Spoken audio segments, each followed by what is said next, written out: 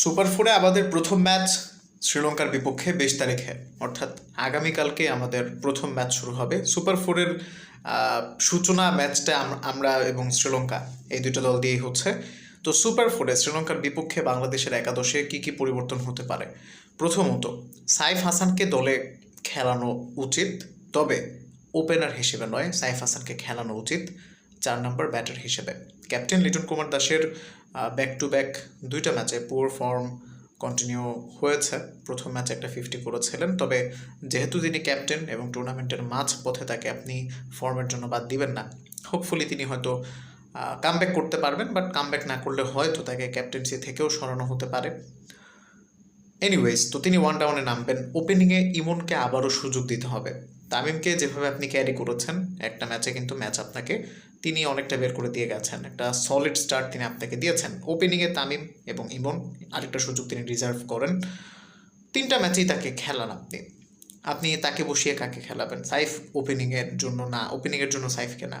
তো ওপেনিংয়ে তামিম এবং ইমন, ওয়ান ডাউনে হচ্ছেন Liton Kumar Das the captain. Comeback করবেন আশা করি। নাম্বার ফোরে তাওহিদ হৃদয়কে কোনোভাবেই নামানো যাবে না, কোনোভাবেই না। ধরেন নামিয়ে দিলে তিনি খুব ভালো একটা ইনিংস খেলে ফেললো, তাও না। তাওহিদ হৃদয়কে কোনোভাবেই নামানো উচিত হবে না। সাইফকে নাম্বার 4-এ আপনি নামাবেন। নাম্বার 5-এ আপনি নামাবেন কাকে? নাম্বার 5-এ আপনি নামাবেন শামীম পাটোয়ারিকে। নাম্বার 6-এ কারেন্ট ফর্ম বিবেচনায় নুরুল হাসান সোহানকে আগে পাঠাবেন এবং তারপরে পাঠাবেন জাকের আলী অনিককে। তাহলে কয়জন হলো আমাদের স্পেশালিস্ট ব্যাটার? যদি ব্যাটার হিসেবে চিন্তা ভাবনা করেন, সাইফ 1-2 ওভার করতে পারবেন, তবে খুব বেশি বল দেওয়া যাবে না। যদি স্পিনটা ধরে পিচে, সেই ক্ষেত্রে তাকে হয়তো 2-1 ওভার বেশি দেওয়া যেতে পারে, তবে খুব বেশি ওভার তাকে দেওয়া যাবে না।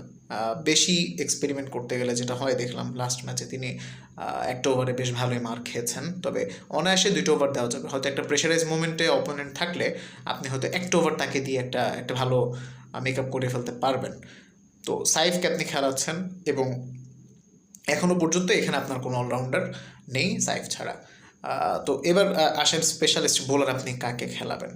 মুস্তাফিজ ডেফিনেটলি থাকবেন পেসার হিসেবে, এবং নাসুম এবং রিশাদের মধ্যে একটা কম্পিটিশন হতে পারে কাকে আপনি রাখবেন কাকে আপনি রাখবেন না। নাসুমকে আফগানিস্তানের বিপক্ষে ম্যাচে নামানো হয়েছিল মূলত আফগানিস্তান দেখে। আফগানিস্তানের বিপক্ষে তার রেকর্ড ভালো ছিল এবং সেই ম্যাচে তিনি অসাধারণ বল করেছেন। তো নাসুমকে কি আপনি আবার আগের ম্যাচের ম্যান অফ দ্য ম্যাচ থেকে সরাসরি সরিয়ে বসিয়ে দিবেন কিনা, সেটা একটা বিষয়। রিশাদকে রাখা যেতে পারে, লাস্ট ম্যাচে তিনি ভালো করেছেন, বাট